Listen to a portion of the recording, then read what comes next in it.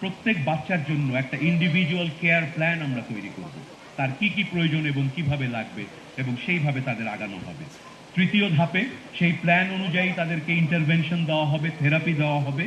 এবং চতুর্থ ধাপে আমরা এই ফ্যামিলি সেন্টার্ড গ্রুপ রিহ্যাবিলিটেশন বলে একটা কাজ করি, যেখানে এই বাচ্চারা এবং মায়েরা গ্রুপে রিহ্যাবিলিটেশন থেরাপি সম্পর্কে জানতে পারেন। বাচ্চারা থেরাপিটা রিসিভ করেন, মায়েরা প্রশিক্ষণ পান কিভাবে বাকি সপ্তাহের দিনগুলোতে বাচ্চাকে ব্যায়াম করাবেন। সেই থেরাপি দেওয়ার ফলে যেদিন তারা সেন্টারে আসেন না সেদিনও মা বাচ্চাকে থেরাপিটা কন্টিনিউ করতে পারেন।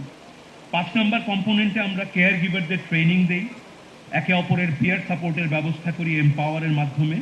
এবং ষষ্ঠ এবং সবচেয়ে দীর্ঘমেয়াদী গুরুত্বপূর্ণ কাজটি হচ্ছে 6 নম্বর কম্পোনেন্ট, যেখানে কমিউনিটি লেভেলে এই ভলান্টিয়ার তাদের সঙ্গে যোগাযোগ রেখে ফলো আপ দেন এবং আমরা রেফারেল লিঙ্কেজ তৈরি করি এডুকেশন, সোশ্যাল ইন্টিগ্রেশন এবং সোশ্যাল রিহ্যাবিলিটেশনের জন্য।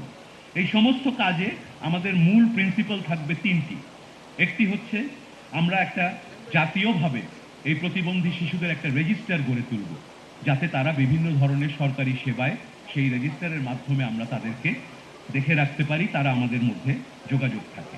আমরা প্রতিটি পর্যায়ে আমাদের স্বাস্থ্য মন্ত্রণালয়, সমাজ কল্যাণ, শিক্ষা সকল মন্ত্রণালয়ের যে মাঠ পর্যায়ের কর্মকর্তা এবং কর্মীরা আছে তাদেরকে আমরা প্রতিবন্ধী বান্ধব হিসেবে শর্ট ট্রেনিংয়ের ব্যবস্থা করব, ক্যাপাসিটি বিল্ডিংয়ের ব্যবস্থা করব, যাতে আমাদের সরকারি সিস্টেমে তাদের সহজে আমরা গ্রহণ করতে পারি।